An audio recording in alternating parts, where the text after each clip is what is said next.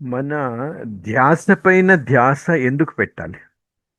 ఇప్పుడు చూడండి, మనం ఏదైతే ఈ కోట్ చెప్పుకున్నాం, ఏంటి? ఎక్కడైతే మన ధ్యాస వెళ్తుందో అక్కడికే మన శక్తి ప్రవహిస్తుంది. ఏవైతే ధ్యాస మనం ధ్యానం యొక్క అభ్యాసం చేసినప్పుడు మనసు పరిగెడుతున్నటువంటి ముఖ్యమైనటువంటి విషయాల్ని మనం గమనిస్తే సారంలో ఇలా చెప్పుకోవచ్చు. ఒకటి, ఏదో ఒక వ్యక్తి గురించి ఆలోచిస్తూ ఉంటాం. అది ఎవరైనా కావచ్చు. వాళ్ళు ఎందుకు ఇలా చేశారు, ఎందుకు ఇలా చేస్తున్నారు, లేదా వాళ్ళతో ఇంకా ఏం పని ఉంది అనేటువంటిది ఏదో ఒకటి విషయం వ్యక్తులు గుర్తుకొస్తారు. ఆ తర్వాత రెండవది, ఆ వ్యక్తులతో సంబంధించినటువంటి వస్తువులు, ఏది మనకు సంబంధించినటువంటి అయినా ఇతరులకు సంబంధించినటువంటివి, లేదా వైభవాలు సంపత్తి గురించినటువంటి ఆలోచనలు వస్తాయి, లేదా జరిగిపోయిన విషయాల గురించి ఆలోచనలు వస్తాయి, లేదంటే పదార్థాల గురించి ఆలోచనలు వస్తాయి. మనస్సు వెళ్ళేటువంటి పరిగెత్తుతున్నటువంటి స్థానం ఏదైతే ఉందో అవి ఈ 5 స్థానాలు. అందులోకే మనస్సు పరిగెడుతూ ఉంటుంది. మనస్సు పరిగెడితే తప్పేం లేదు. కాకపోతే ఏం చేస్తుంది? ఈ శ్లోకం అనుసారంగా ధ్యాయతో విషయాన్ పుంసః సంగస్తేషు ఉపజాయతే.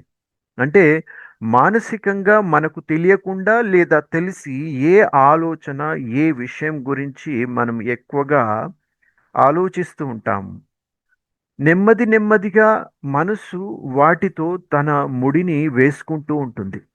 అంటే ఒక విధమైనటువంటి స్ట్రాంగ్ ఒక మమత్వం, అటాచ్మెంట్ని తయారు చేసుకుంటుంది. దాంతో ఏమవుతుంది? అది మెల్లిమెల్లిగా కోరికలుగా రూపాన్ని తీసుకుంటుంది. మొదట ఆలోచన, ధ్యాస ఆ విషయాలపైన వెళ్ళింది. వెళ్ళిన తర్వాత నెమ్మది నెమ్మదిగా వాటిని ఆలోచిస్తూ ఆలోచిస్తూ ఒక కోరికలుగా మారింది. ఆ కోరిక కోపాన్ని క్రియేట్ చేస్తుంది. ఏదైతే ఈ శ్లోకంలో భగవంతుడు చెప్తున్నాడు, ఆ కోపము ఇంకా మన యొక్క మతిస్థిమితం లేకుండా మనల్ని భ్రమింపచేసే విధంగా అశక్తులుగా తయారు చేస్తుంది. ఎప్పుడైతే మన మతి భ్రమిస్తుందో, మన బుద్ధి శక్తిహీనమైపోతుందో, అప్పుడు మన జీవితంలో అర్థం చేసుకునే శక్తి, నిర్ణయం తీసుకునేటువంటి శక్తి క్షీణించిపోతుంది. ఇప్పుడు ఏ ఫీల్డ్లో అయినా కూడా మనం సక్సెస్ కావాలి అంటే ఈ 2 క్వాలిటీస్ చాలా ఇంపార్టెంట్. ఈ 2 విలువలు చాలా ఇంపార్టెంట్. ఏంటి? ఒకటి, అర్థం చేసుకునేటువంటి ఆర్ట్, కళ.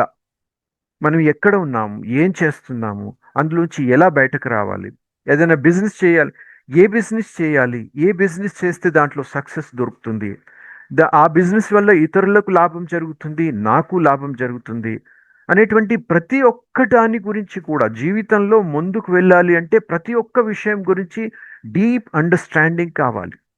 చాలా లోతైనటువంటి అవగాహన కావాలి. రెండవది, ఆ అవగాహన వచ్చిన తర్వాత డిసిజన్ పవర్ కావాలి. అవును, ఇందులో నేను ముందుకు వెళ్ళడానికి సిద్ధంగా ఉన్నాను, దానికోసం ఏ విధమైనటువంటి డేరింగ్ అయినా కూడా చేయడానికి నేను సిద్ధంగా ఉన్నాను అనేటువంటి ఈ 2 క్వాలిటీస్ కావాలి.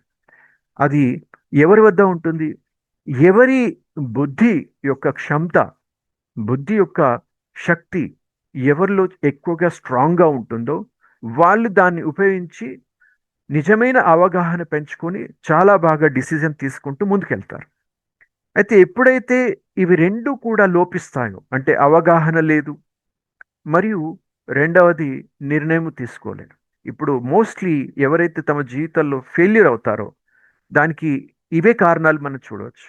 ఏంటి అంటే ఏదో ఒకటి చేశారు, డబ్బు తీసుకొచ్చారు, ప్రయత్నం చేశారు, కానీ అందులో సక్సెస్ కాలేదు. కారణం ఏంటి? ఏం చేస్తున్నారు దాని గురించి పూర్తిగా అవగాహన లేదు. ఎలా చేయాలో దాని గురించి పూర్తిగా అవగాహన లేదు. ఎలా కస్టమర్ను సంపాదించాలి, ఎలా బిజినెస్ డెవలప్ చేయాలి అనేటువంటి స్పష్టమైనటువంటి అవగాహన లేదు. అలా లేనప్పుడు తప్పు నిర్ణయాలు తీసుకుని రిజల్ట్ కూడా తప్పుగా తీసుకొస్తున్నారు. అందుకని జీవితంలో ఏ ఫీల్డ్లో కానీ, ఏ క్షేత్రంలో కానీ ముందుకు వెళ్ళాలి అంటే ఈ 2, అండర్స్టాండింగ్ పవర్, డిసిజన్ పవర్ 2 ఉండాలి. అది ఎవరిలో ఉంటుంది? ఎవరైతే స్పృహలో ఉంటారో, బుద్ధి ఎవరిదైతే స్ట్రాంగ్గా ఉంటుందో వాళ్ళు చాలా శక్తివంతులుగా ఉంటారు. అయితే భగవానుడు చెప్పినటువంటి ఈ శ్లోకం అనుసారంగా ఎంతగా మనం కోపిస్తూ ఉంటే, ఎంతగా మనం కోపం చేస్తూ ఉంటే, ఎంతగా మనం కోరికల్లో మునిగి ఉంటే, ఎంతగా విషయ జగత్తులో మన మనసు ధ్యాస వెళ్తూ ఉంటుందో, అంతగా బుద్ధి యొక్క క్షమత తగ్గిపోతూ ఉంటుంది. శక్తి తగ్గిపోతూ ఉంటుంది. అందుకనే చివరిలో భగవంతుడు అంటున్నాడు, ఎవరి బుద్ధి అయితే క్షీణించిపోతుందో వాళ్ళ జీవితం సర్వనాశనం అవుతుంది. అందుకని మన ధ్యాస ధ్యాస పైన ఎక్కువగా ఉండాలి. అనగా ప్రతి క్షణము మనం ఏ విషయాల గురించి ఆలోచిస్తున్నాము, ఎందుకు ఆలోచిస్తున్నాము, వాటి ద్వారా మనం ఏం పొందాలి అనుకుంటున్నాము అనేటువంటిది చాలా స్పష్టంగా మనకు అర్థం కావాలి. అప్పుడైతేనే మన శక్తిని మనం నిలుపుకోగలుగుతాం. ఎందుకు అంటే ఈ కోట్ అనుసారంగా ధ్యాస ఎక్కడికైతే వెళ్తుందో, wear ever energy flows, wear ever attention goes, energy flows.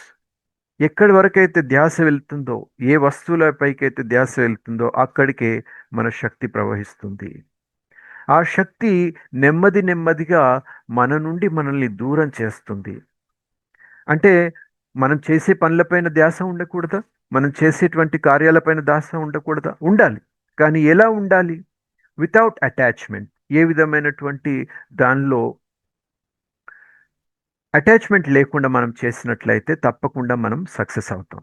అందుకని ధ్యాస పైన ధ్యాస ఎందుకు పెట్టాలి అంటే, ఒకవేళ ధ్యాస పెట్టకపోతే మన మనసు పాత అలవాట్ల ఆధారంగా, పాత అనుభవాల ఆధారంగా ఆ విషయ వస్తు విషయ జగత్తు పైన ధ్యాస తీసుకువెళ్ళి మళ్ళీ అటువంటి తప్పులే మనల్ని చేయిస్తుంది. కాబట్టి మనం ఇక్కడే నియంత్రించుకున్నట్లయితే, ఎందుకంటే ఇక్కడి నుంచే మన ఆలోచనలు మొదలవుతాయి కాబట్టి ఇక్కడే మనం ఎరుకతో ఉన్నట్లయితే, వాటిని నియంత్రించినట్లయితే మన జీవితంలో పెద్ద పెద్ద నష్టాలు జరగకుండా ఆపుకోగలుగుతాం. సో పదండి, ఇప్పుడు మళ్ళీ ఒక 15 నిమిషాల కోసం చాలా బాగా ధ్యానం అభ్యాసం చేద్దాం. ధ్యాస పైన ధ్యాస నిలపడానికి ప్రయత్నం చేద్దాం. ఒక్క సెకండ్ కోసం కూడా ప్రయత్నం చేయాలి. ఒక్క సెకండ్ కోసం కూడా ఈ 5 విషయాలైతే తెలుసుకున్నామో వాటిపైన మన ధ్యాస వెళ్ళకూడదు. మన ధ్యాస అంతా కూడా మనపైనే ఉండాలి. ఎంతగా మన ధ్యాస, ఎందుకంటే ఎక్కడి వరకైతే మన ధ్యాస ఏ చోటికైతే మన ధ్యాస వెళ్తుందో అక్కడ మన శక్తి ప్రవహిస్తున్నప్పుడు, ఆ ధ్యాసను మనపైనే పెట్టుకున్నప్పుడు మనపైనే ఆ శక్తి ప్రవహిస్తుంది. విశ్వశక్తి అంతా కూడా మనపైనే ప్రవహిస్తుంది. మనం చాలా శక్తివంతులుగా అవుతాం. పదండి ప్రాక్టికల్గా చేద్దాం.